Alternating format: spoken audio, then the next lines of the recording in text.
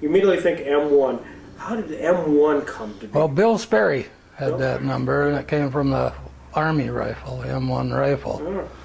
So I don't know, he just, he needed a number. I just kind of hung with that number from.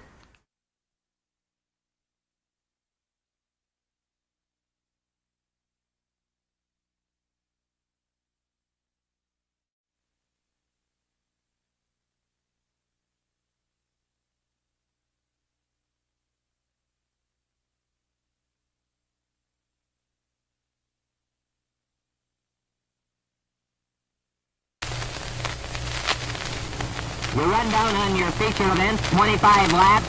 On the pole is car number 98, Bud Finale of Jamestown, New York, a 1957 Chevy. On the pole, car number 30, Dean Layfield of Wellsville, New York, a 1957 Supercharged Ford.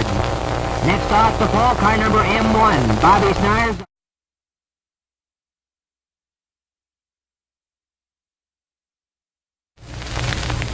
Well, the cars look good from here. We'll see what Jim Ponder thinks of them as they come out of the fourth turn and down the stretch for the start of the feature event. 25 laps to go. 25 laps, your starter Jim Ponder looks them over, and they're off.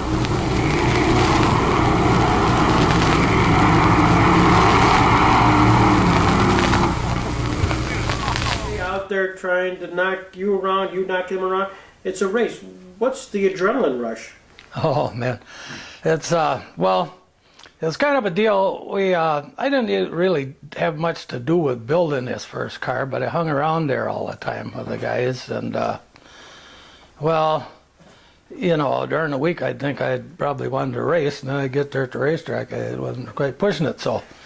But the guy that was driving, he decided he didn't want to, or was going to let me drive, so I didn't get a start in the heat race. I started in the feature, the very first one I started in, and if I remember right, I was like about third or fourth back on the inside of the starting lineup, So we come around, and geez, it was roaring there. The cars was making my car vibrate even. So I thought, well, I'm not gonna, dive right into that first corner wildly and spin out or anything. I'm gonna take it a little bit cautious going in there. Well, there was somebody behind me that was ready to go.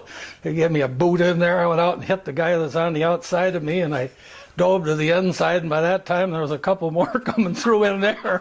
And by the time we got to the end of the backstretch, I was last. I had to fight back.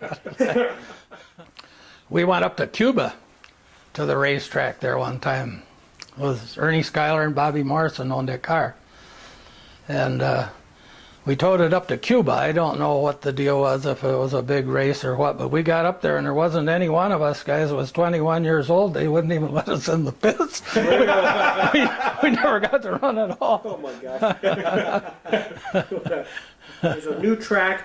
Did the guys get together and have comment? They just go up there and check on it too, every night, see what he was doing, probably working on it. I can remember when they was building it, where the parking lot is out there now, it was just, they had, some of the brush cut out of there already, but there was thorn brush and scrub brush that it was pulling. There wasn't any sign of a racetrack yet, other than maybe some stakes out there or something, so it took a while before we went, figured out what the layout was going to be. Yeah.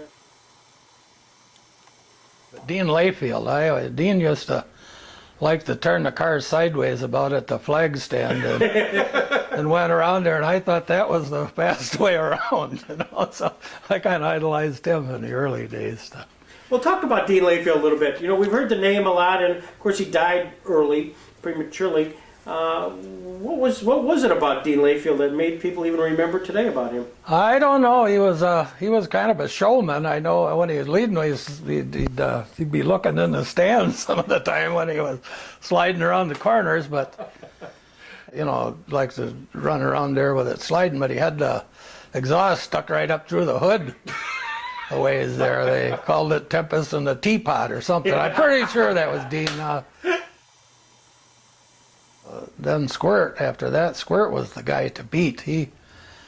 Squirt had an ability to miss the wrecks too. And I seemed to find them. I could go like hell, but I'd run into somebody. So that was, yeah, he was, Squirt was far and away the guy to. Although the first year or two, Emery was a threat to win. He had that fuel injected Chevy. I think it kept burning pistons. But if the car held up, Emery would win.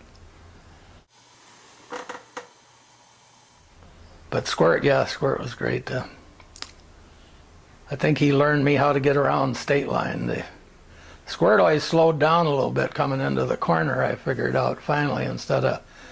See, I wanted to be like Dean Layfield. I'd throw it up toward the fence and throw it into the corner.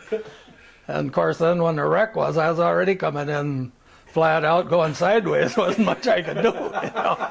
And Squirt's style was a lot better for missing the wreck. What do you miss? What do you miss from the track? What's that? I don't know. I remember Buddy Baker there one time. They asked him when A.J. Foyt didn't come to Daytona if he missed A.J. and he said, well, it was just like missing out on the Hong Kong flu or something. I don't really miss too much. You miss all the guys, of course, the friendships. Hard? Is it hard for a guy who's had so much success to just be a fan in the stand and just watch? Well, yeah, I think that you get strange ideas. You go up there too much. You get so many ideas. You gotta stay away from there. You think, geez, that wouldn't take too much to... Seeing Bobby Pratt, and he'd say, Bobby, who's your favorite race car driver? And he'd say, Bobby Schnars, Buck IPA. Did you know that? Yeah. Buck IPA. Teddy Wilson there, I don't know, he flagged a couple times up there. Ted worked at the Speedway for Len and Jerry and them. He always said, hot Bobby Schnars every time he sees me. I forgot about that part. Buck IPA.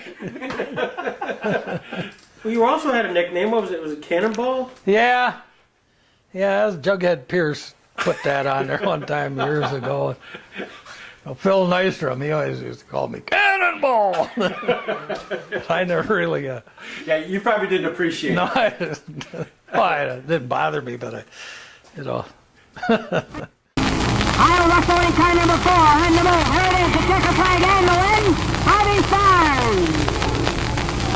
And the battle for second. And it is Jim Hakes in 37.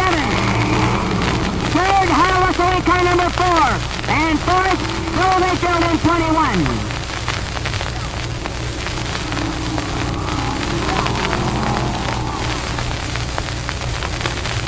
Here he is, the terrific job of driving his second feature event of the season. What do you say? A big hand for Bobby Schnars. Nice going, Bobby.